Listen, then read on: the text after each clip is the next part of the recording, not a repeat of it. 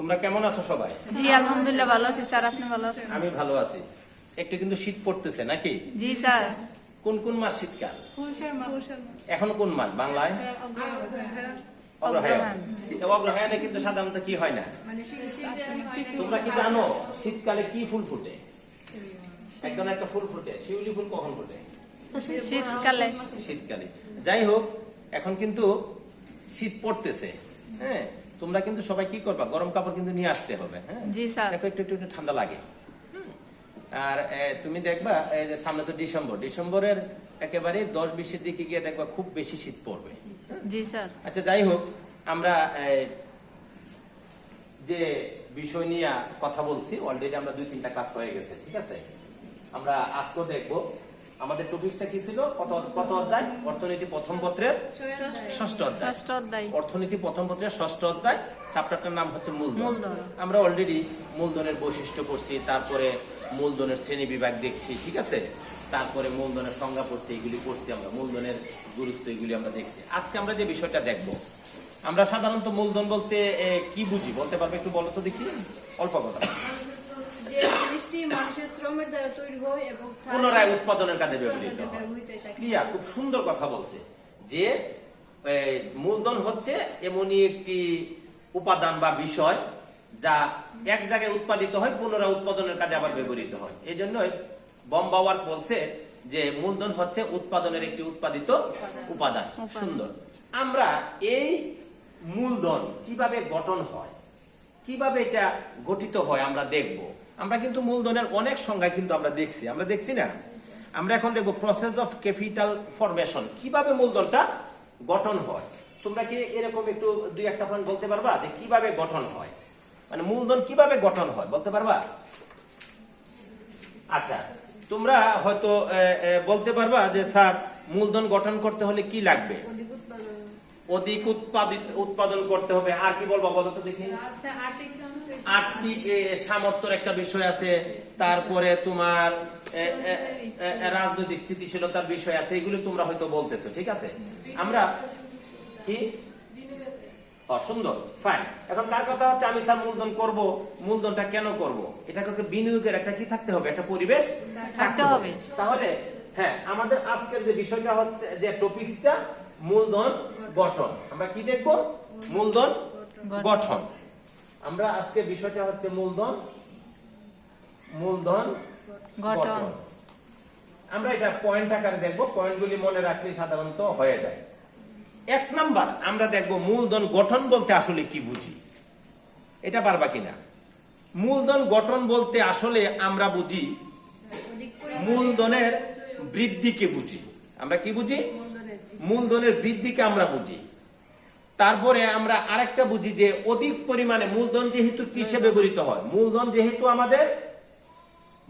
যেহেতু আমাদের উৎপাদনের কাজে ব্যবহৃত হয়, তাহলে আমরা এটা বলতে পারি যে অধিক পরিমাণে মূলধন উৎপাদন করাকে বোঝায়, মূলধনের বৃদ্ধিকে বোঝায়। তাহলে মূলধন গঠন বলতে আমরা কি বুঝি? মূলধন গঠন বলতে উৎপাদন এবং বৃদ্ধির হারকে বোঝায়। উৎপাদন যে মানে উপাদান, যে কোনো একটা উৎপাদনের উপাদান যেই পরিমাণ ছিল তার চেয়ে বৃদ্ধিকরণকে আসলে কিন্তু মূলধনের গঠন আমরা বলবো। এখানে তোমরা যে কাজটা করবা, এখানে অর্থনীতিবিদ 2-1জন অর্থনীতিবিদের সংজ্ঞা আছে, তোমরা এগুলো একটু দেখে নিবা। অনেক সময় করে কি অবজেক্টিভে দেয়, বহু নির্বাচনী প্রশ্ন দিয়ে রাখে যে এই সংজ্ঞাটা কে দিয়েছেন, মূলধন গঠনের এই সংজ্ঞাটা কে দিয়েছেন, এগুলো কিন্তু অবজেক্টিভে থাকে, ঠিক আছে? 1 নাম্বার আমরা মূলধন গঠনের আমরা 3টা হচ্ছে মেইন পয়েন্ট। একটা হচ্ছে আর্থিক সঞ্চয় সৃষ্টি। কি আর্থিক সঞ্চয় সৃষ্টি, বুঝো কিনা? আর্থিক সঞ্চয় সৃষ্টি। 2 নাম্বার হচ্ছে আর্থিক সঞ্চয় সংগ্রহ। 2 নাম্বার কি? আর্থিক সঞ্চয় সংগ্রহ করা। 3 নাম্বার কি? 3 নাম্বার হচ্ছে আর্থিক সঞ্চয়কে, এই যে একটু আগে বললো আর্থিক সঞ্চয় করছো, ওই সঞ্চয়কে তোমাকে কি করতে হবে? ওই সঞ্চয়কে কিন্তু তোমাকে মূলধনে রূপান্তর করতে হবে। আর্থিক সঞ্চয় করে তুমি ডয়ারে রেখে দিলা, ব্যাংকে রেখে দিলা, ওইটাকে উৎপাদনের কাজে ব্যবহার করলাম, তাহলে কিন্তু এটা হবে না। তাহলে মূলধন গঠনের প্রধানত 3টা বিষয় হচ্ছে গঠন প্রক্রিয়াটার মধ্যে আর্থিক সঞ্চয় সৃষ্টি করা, 2 নাম্বার হচ্ছে আর্থিক সঞ্চয়টাকে সংগ্রহ করা, 3 নাম্বার হচ্ছে এই যে সঞ্চয়টাকে তোমাকে কি করতে হবে, মূলধনে রূপান্তরিত করতে হবে। তার একটা প্রক্রিয়া বা প্রসেস রয়েছে। আমরা একটা একটা করে দেখি। 1 নাম্বার বলছে যে আর্থিক সঞ্চয় সৃষ্টি। এখন আর্থিক সঞ্চয় সৃষ্টির জন্য আমাদেরকে প্রথম কি থাকতে হবে বলো তো দেখি। 1 নাম্বার, প্রথম তুমি যে সঞ্চয়টা সৃষ্টি করবা, তোমার সৃষ্টিটা কখন হয়? তোমাকে সামর্থ্য থাকতে হবে। কি থাকতে হবে? সঞ্চয়ের সামর্থ্য থাকতে হবে। এখন দেখা গেল তুমি যা ইনকাম করো ওই ইনকাম তুমি কি করো, তোমার পরিবার চালিয়ে তোমার খরচ করে তোমার কিছুই আর থাকে না, তাহলে কি সঞ্চয় করা যাবে? তাহলে প্রথম কথাটা হচ্ছে যে সঞ্চয়ের সামর্থ্য লাগবে। সামর্থ্য কি? তোমাকে বেশি বেশি ইনকাম করতে হবে। ইনকাম করলে তোমাকে কি করতে হবে? এর জন্য কাজ করতে হবে। কাজ করতে তুমি যখন বেশি আয় করবা, তখন কিছু অংশ তোমার কি হবে, সঞ্চয় হবে। ওই সঞ্চয়টাই কিন্তু আস্তে আস্তে আস্তে আস্তে আরেকটা উৎপাদনের দিকে, মূলধন গঠন হয়ে আরেকটা উৎপাদনের দিকে যাবে। তাহলে 1 নাম্বার পয়েন্টটা কি পাইলাম? আর্থিক সঞ্চয় সৃষ্টির মধ্যে আর্থিক সামর্থ্য। এখন সামর্থ্য আছে, তোমার যদি ইচ্ছা না থাকে। তোমরা দেখো সবাই কিন্তু প্লাস পায় না। তোমরা কি সবাই প্লাস পাও? সবার দেখো সামর্থ্য আছে, কিন্তু অনেকে কি করে, এত পড়াশোনা করে কি হবে, মেধাও আছে, কিন্তু তোমরা কি করো না, ইচ্ছাটা। তুমি দেখো এই যে এই ক্লাসে উপস্থিতি কম, ছাত্র তো অনেক আছে, কিন্তু তারা কি নাই, তাদের ইচ্ছা শক্তি নাই। হ্যাঁ, সামর্থ্য আছে, তারা আসতে পারে, কিন্তু একটু একটু ঠান্ডা পড়ছে, শীত পড়ছে, গিয়ে দেখো তুমি জিজ্ঞেস করো, তারা বলবে যে স্যার ঘুম ধরতে দেরি হয়েছে। এটা তো কোনো কথা না। তোমাকে কি থাকতে হবে? একটা ইচ্ছা শক্তি থাকতে হবে। সঞ্চয়ের সামর্থ্য আছে, কিন্তু তোমার কি নাই? ইচ্ছা নাই। ইচ্ছা যদি না থাকে, তোমাকে কি হবে না, তোমার মূলধন গঠন হবে না। তাহলে আমরা আর্থিক সঞ্চয় সৃষ্টির মধ্যে 1 নাম্বার দেখলাম, কি দেখলাম? সামর্থ্য। 1 নাম্বার কি দেখলাম? সামর্থ্য। 2 নাম্বার কি দেখলাম? ইচ্ছা। এখন এই ইচ্ছা তোমাকে বলছে আবার কয়েকটা বিষয়ের উপরে নির্ভর করে তোমার ইচ্ছাটা কেন হবে, তোমরা কেন পড়াশোনা করবা। অনেক সময় অনেক কাজের ইচ্ছা কেন হয়? শিফা বলো, অনেক সময় অনেক কাজের ইচ্ছা কেন হয়? তোমরা কেন ইচ্ছা পোষণ করলা যে আমরা পড়াশোনা করব? তাহলে তোমাদের একটা ভবিষ্যৎ, একটা পরিকল্পনা আছে, একটা দূরদৃষ্টি আছে, যে আমাকে ওই রকম বা স্যারদের মতো ওই রকম, বা একটু আরামায়েশে, বা আমি কিছু একটা সৃষ্টি করব, বা আমি পৃথিবী একটু আরাম বা ভালোভাবে চলবো। এই বিষয়গুলো কিন্তু এখানে কিসে কাজ করে? সঞ্চয়ের ইচ্ছার মধ্যে কাজ করে। কিন্তু বইয়ে তারা লিখছে 1 নাম্বার বলছে দূরদৃষ্টি। দূরদৃষ্টি কোনটা? 1 নাম্বার হচ্ছে পরিবারের সদস্যদের ভরণ পোষণের জন্য। এই যে আমি কেন তোমার সঞ্চয় করব, আমার পরিবার আছে, আমার পরিবারের ভরণ পোষণ আছে, তারপরে তোমার কি আছে, ভবিষ্যতে তাদেরকে কি করতে হবে, তাদেরকে ভালো জায়গায় প্রোভাইড করতে হবে, তাদেরকে শিক্ষিত করে ভালো একটা উৎপাদনশীল কাজে তাদেরকে ব্যয় লাগাতে হবে। এই যে একটা দূরদৃষ্টি, আমার পরিবার নিয়ে, আমার ছেলে সন্তান নিয়ে, মেয়ে সন্তান নিয়ে, ইভেন এমনকি আমারও, যে আমার অভিজ্ঞতার আলোকে আমি 5 বছর পর একটা টার্গেট করছি, আমি এরকম একটা কাজ করব, এরকম একটা দূরদৃষ্টি থাকতে হবে। থাকলে কি হবে? সঞ্চয়ের সামর্থ্যের ক্ষেত্রে ইচ্ছাটা হবে। যদি দূরদৃষ্টি না থাকে, তাহলে কিন্তু তোমার কি হবে না, তোমার কিন্তু তোমার সঞ্চয় হবে না। 2 নাম্বার বলছে পারিবারিক স্নেহ মমতা। আসলে ওই দূরদৃষ্টির মধ্যে হয়ে গেছে স্নেহ মমতা। তুমি দেখবা যদি পারিবারিক ছেলে সন্তান, মেয়ে সন্তান, বা পরিবারের আরো ওই রকম অনেকে স্বাচ্ছন্দ্য, তোমরা দেখছো কিনা, তোমাদের জন্মের পর পর একটু খেয়াল রাখবা, জন্মের পর পর দেখবা মা বাবা কি করে ডিপিএস করে রাখে, একটা স্বর্ণের একটা চেইন কিনে রাখে, বা একটা করে কি একটা হালকা জমি কিনে রাখে। এটা কেন? এটা কিন্তু তোমার পারিবারিক স্নেহ মায়া মমতার কারণে তারা কি করে, এই সঞ্চয়টা তারা করে রাখে। পরবর্তীতে এটাকে তারা ওই উৎপাদনের কাজে বা বিভিন্ন কাজে লাগাতে পারে। তাহলে আরেকটা পয়েন্ট পাইলাম আমরা, পারিবারিক স্নেহ মমতা। তারপরে আরেকটা বিষয় আছে, শোনো, সঞ্চয় তুমি কেন করবা?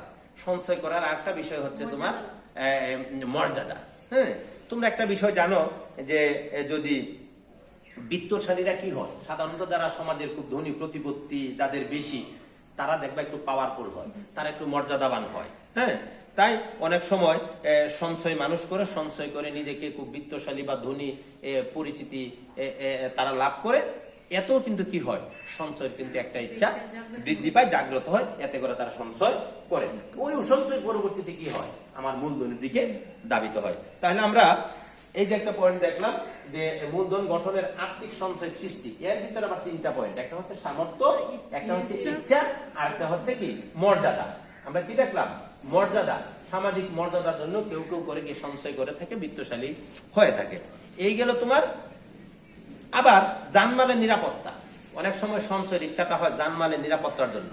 সোজা কথা হচ্ছে জানমালে বলছে দেশের শান্তি শৃঙ্খলা বজায় থাকলে আইন কানুন যথাযথভাবে প্রয়োগ করলে জানমালের নিরাপত্তার জন্য মানুষ কি করে থাকে, যদি দেশের পরিস্থিতি খুব ভালো থাকে তখন মানুষ কিন্তু কি করে, সঞ্চয় করে থাকে। তার মানে এটাও গেল একটা পয়েন্ট। তারপরে বলছে তোমার একটা পয়েন্ট আছে কর ব্যবস্থা। সরকারের কর নীতি জনসাধারণের সঞ্চয় অভ্যাসকে প্রভাবিত করে। সরকার, তোমরা জানো যে আমরা সবাই কিন্তু কর দেই, পরোক্ষ কর দেই, প্রত্যক্ষ কর দেই। হ্যাঁ, বা ওইটা না বুঝলো তোমরা দেখবা যে কোনো জিনিস কিনলে বিভিন্ন জিনিসে কিন্তু ভ্যাট আছে, ভ্যালু এডেড ট্যাক্স, মূল্য সংযোজন কর, মূসক। তোমরা দেখবা যে কোনো জিনিস কেনাকাটা করলে প্যাকেটের গায়ে লেখা আছে ভ্যাট এত, ঠিক আছে। তারপর যদি ভালো দামি কোনো রেস্টুরেন্টে দামি যদি কোথাও বসো, তোমাকে কি লাগে, ওখানে কিন্তু তোমার ভ্যাট দিতে হয়। তাহলে সরকারের করনীতির কারণে কিন্তু কোনো কোনো সময় মানুষ সঞ্চয়ের দিকে ইচ্ছা জাগে বা সঞ্চয়ের দিকে দাবিত হয় যে সঞ্চয় করতে হবে। এই গেল আরেকটা পয়েন্ট। তারপরে বলছে সুদের হার। সুদের হারও কি করে সঞ্চয়কারীকে বিশেষভাবে প্রভাবিত করে, এটা বুঝছো কিনা? সুদের হার সঞ্চয়কারীকে কি করে, বিশেষভাবে প্রভাবিত করে। সরকার যদি বলে যে যারা এখন ব্যাংকে সঞ্চয় করবে তাদের সুদের হার বৃদ্ধি করে দিবে, ধর 20%, 13%, 15% দিয়ে দিল, মানুষ দেখবা কি ওইরকম নিজে ওইরকম টুকটাক ব্যবসা বাণিজ্য না করে বেশিরভাগ টাকা কি কোথায় রাখবে, ব্যাংকে রেখে দিবে। কারণ ব্যাংকে রাখলে সুদের হার বেশি। সুদের হার যেহেতু বেশি, তাহলে কি হবে, তার আলটিমেট টাকাটা বাড়বে, সঞ্চয়টা বৃদ্ধি পাবে। তাহলে সরকারের সুদ নীতির কারণে কোনো কোনো সময় কি হয়, মানে সঞ্চয় বৃদ্ধি পায়। তারপরে আরেকটা পয়েন্ট আছে, দেখো সুদের হার গেল, শিক্ষার হার। হ্যাঁ, সুন্দর। যদি শিক্ষার হার যদি কোন দেশে বৃদ্ধি পায় তাহলে কিন্তু সঞ্চয়ের, শিক্ষিত মানুষ কি হয়, সচেতন হয়। শিক্ষিত মানুষ যে রকম ভবিষ্যৎ চিন্তা করতে পারে, একজন অশিক্ষিত মানুষ ওই রকম চিন্তা করতে পারে না। তার মানে শিক্ষিত মানুষ কি, শিক্ষিত মানুষ তার আরাম আয়েশ বা তার শান্তি, তার ভালোর জন্য সে কি করে, বিভিন্ন ভাবে সে চিন্তা করে। এই জন্য বলছে যে শিক্ষিতের হার যদি বাড়ে তখন কি হয়, সঞ্চয় বাড়ে। তাহলে এই গেল আরেকটা পয়েন্ট, শিক্ষার হার। তারপরে একটু দেখি সর্বশেষ আছে তোমার কার্পণ্য। যদি কেউ কৃপণ হয়, অনেক সময় দেখবা নিজে ভোগ না করে কি করে রেখে দেয় যে আমি এটা সঞ্চয় করবো, দেখবা নিজে খাচ্ছে না, নিজে শীতকালটা দেখবা কোন রকম 3 বছর 4 বছর আগের একটা জামা কাপড় দিয়ে চলে, কোন রকম সে চিন্তা করবো এবার আমি 500 টাকা দিয়ে একটা শাল কিনবো, একটা জাম্পার কিনবো, গরম কাপড় কিনবো না, না কিনে করে কিসে আগেরটা দিয়ে চলে যায়। আমি ওইটা মাঝে মধ্যে উদাহরণ দেই, যারা সত্যিকারের অর্থনীতিবিদ তারা কিন্তু পুরান কিছু জিনিস দিয়ে নিজের মর্যাদা রক্ষা করতে। তুমি একটা পরিবেশে যাবে, এখন যদি সিরা কাপড় হবে না, তুমি তোমার বাড়ির পরিবেশে ওইরকম দামি কাপড় না পড়লেও চলে কোন রকম, তাহলে তুমি যদি 500 টাকা সেভ করতে পারো। যারা কৃপণ তাদের কিন্তু, যারা কার্পণ্য করে তাদের কিন্তু সঞ্চয় বাড়ে, ঠিক আছে। এই একটা পয়েন্ট আছে। তারপর সর্বোপরি একটা বিষয় হচ্ছে যে তুমি যে সঞ্চয় করলা, সবকিছু করলা, বিনিয়োগের একটা সুযোগ সুবিধা থাকতে হবে।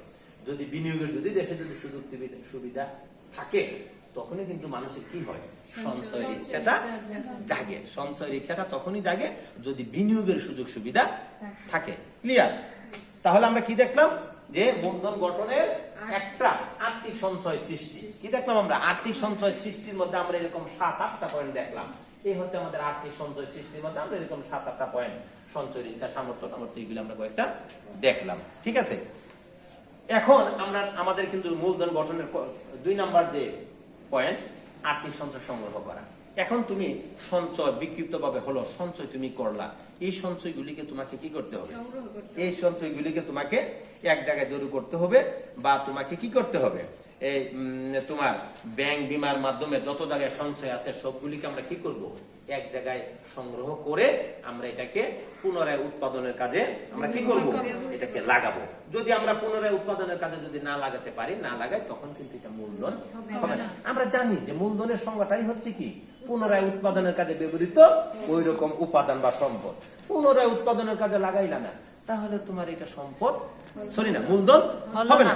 অতএব আর্থিক সঞ্চয়কে আমাকে কি করতে হবে, সংগ্রহ করতে হবে, করে আমাকে কি করতে হবে, একটা তহবিল করে পুনরায় একটা উৎপাদনের কাজে তোমাকে কি করতে হবে, তোমার ব্যবহার করতে হবে। খেয়ে আসো না, নাস্তা করছো না, একেবারে নির্জি, কি ব্যবস্থা, মিমের অবস্থা খারাপ, ঠান্ডা। হ্যাঁ, আচ্ছা।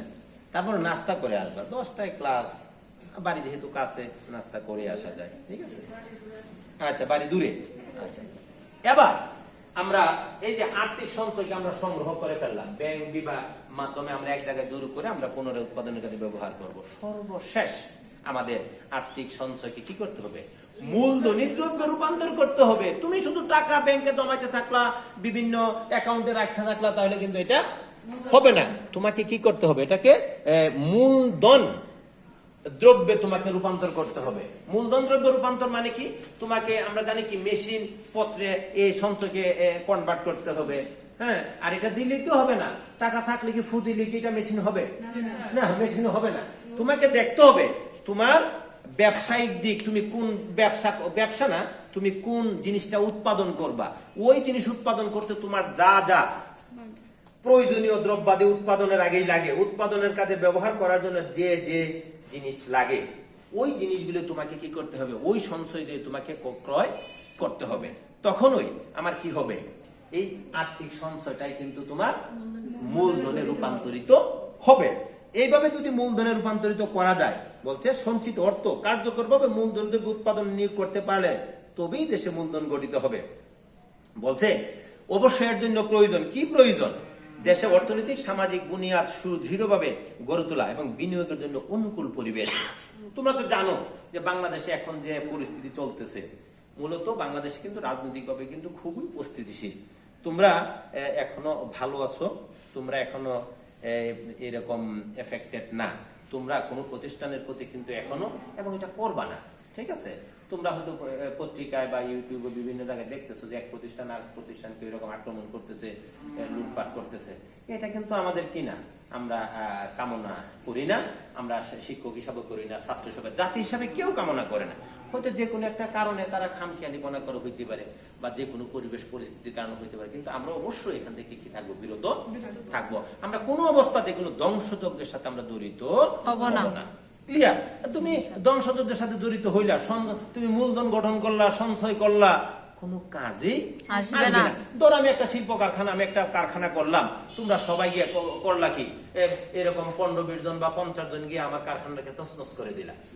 তাহলে এটা তো তুমি কি করলা? মূলধন আমি চেষ্টা করে করলাম, উৎপাদন কাজে চেষ্টা করতেছি, আর তোমরা এটাকে ধ্বংস করে দিলা। ওই রকমই কিন্তু ঘটনাগুলো কিন্তু বাংলাদেশে ঘটছে। হ্যাঁ, তুমি দেখো এই যে বিভিন্ন ধরনের আন্দোলন হচ্ছে, হইলে কি হয়?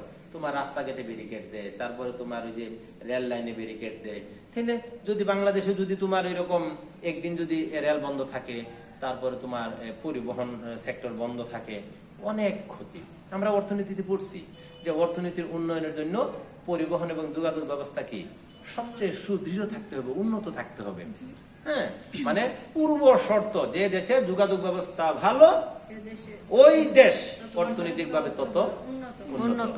এখন আমরা যদি ওই বিষয়গুলিকে যদি এফেক্ট করি, যদি আমরা ধ্বংস করি, তাহলে আমরা কোনো সময় কামনা করব না। আমরা দোয়া করব যে তাদেরকে যেন আল্লাহ হেদায়েত দান করে। ঠিক আছে? মানুষ অল্প সময় 60, 70, 80, 90 বছরের জীবন, তারপরেও 40-50 বছর পর্যন্ত একটা বডিতে কি থাকে?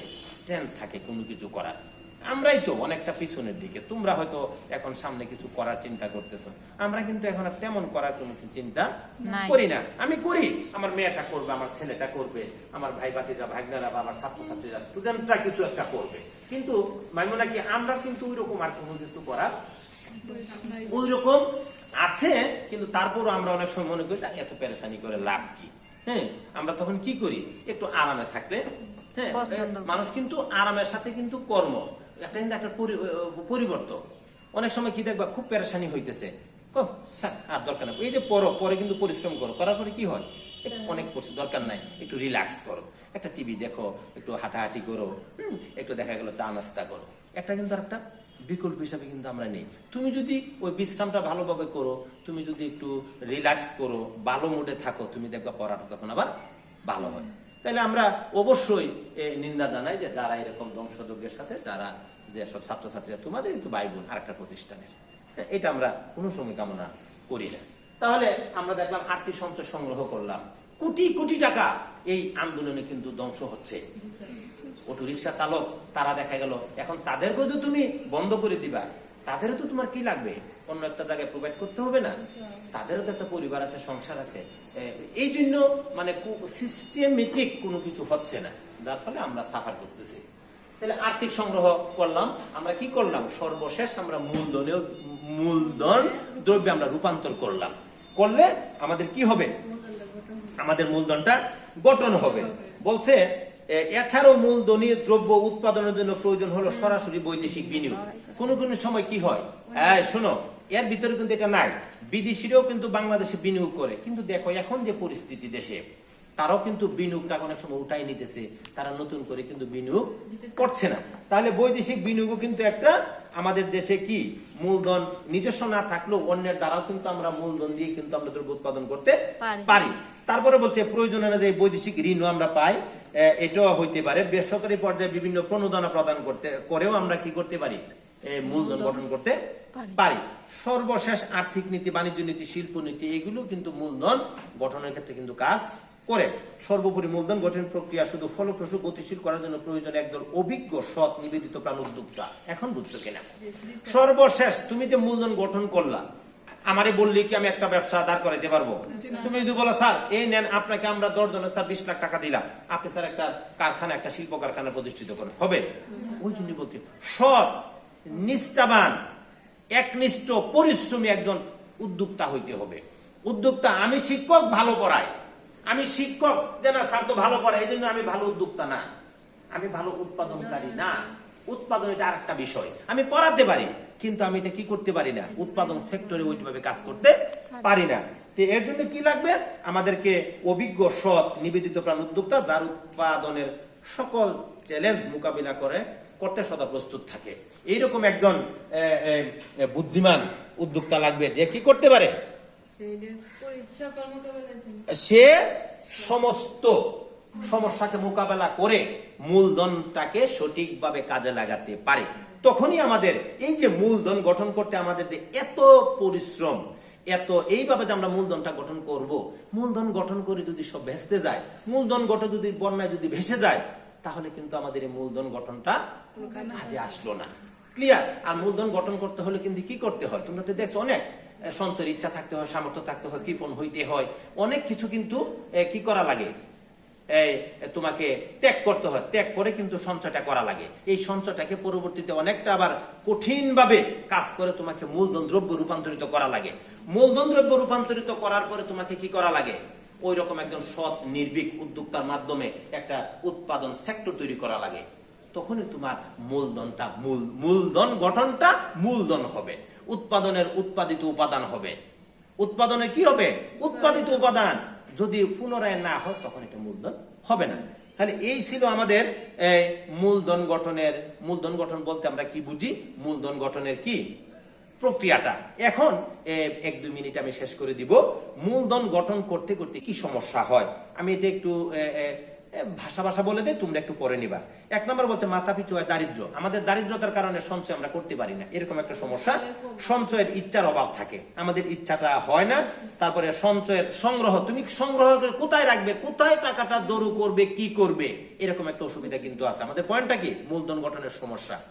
তারপরে সঞ্চয়ের অসুবিধা, কারিগরি জ্ঞানের অভাব আছে। ওই যে বললাম, সব মূলধন গঠন করলা, অনেক টাকা পয়সা হইলো, তুমি কি করলা, কারিগরি জ্ঞানের অভাবের কারণে তুমি একটা উৎপাদনের একটা কারখানা বা একটা মিল তুমি দিতে পারতেছ না। কারিগরি জ্ঞান না থাকলে হবে না। তাহলে এটাও একটা সমস্যা। বিনিয়োগের স্বল্পতা, প্রতিকূল, সর্বশেষ যে কাজটা চলতেছে রাজনৈতিক প্রতিকূল পরিবেশ। যদি অস্থিতিশাল থেকে রাজনৈতিক ভাবে যদি একটা দেশ শৃঙ্খলা না থাকে, তাহলে ওই দেশে বিনিয়োগ করে উৎপাদন করা, উৎপাদনের সেক্টর খুবই দুর্বল থাকে। তাহলে এই গেল সর্বশেষ। ব্যাংক ঋণও আমাদের দেশে অপ্রতুল। ব্যাংক ঋণেরও কিন্তু তোমার ধরো, আমি তো বললাম 2, 4, 5, 10 লাখের কথা না, যে কোনো একটা উৎপাদন কারখানা, এরকম বড় বড় শিল্প কারখানা তোমার কোটি কোটি টাকা লাগে। এখানে ব্যক্তির ওই রকম ব্যক্তিগত সঞ্চয় দিয়ে অনেক সময় হয় না, তোমাকে কি করতে হয়, ব্যাংক থেকে ঋণ নিতে হয়। তাহলে এটা একটা সমস্যা। তাহলে তোমরা বলো তো দেখি কি পড়ছি আমরা, মূলধন গঠন বলতে কি বুঝি, মূলধন গঠনের প্রক্রিয়া, এর ভিতরে কিন্তু ছোট ছোট পয়েন্ট আছে। আর সর্বশেষ পড়ছি আমরা মূলধন গঠনের সমস্যা। তোমরা আগামীকাল মূলধন গঠন সমস্যা, মূলধন গঠনের বাধা সৃষ্টি করে ব্যাখ্যা করো, 3-4টা পয়েন্ট লিখে নিয়ে আসবা। ঠিক আছে? তাহলে সবাই ভালো থাকো।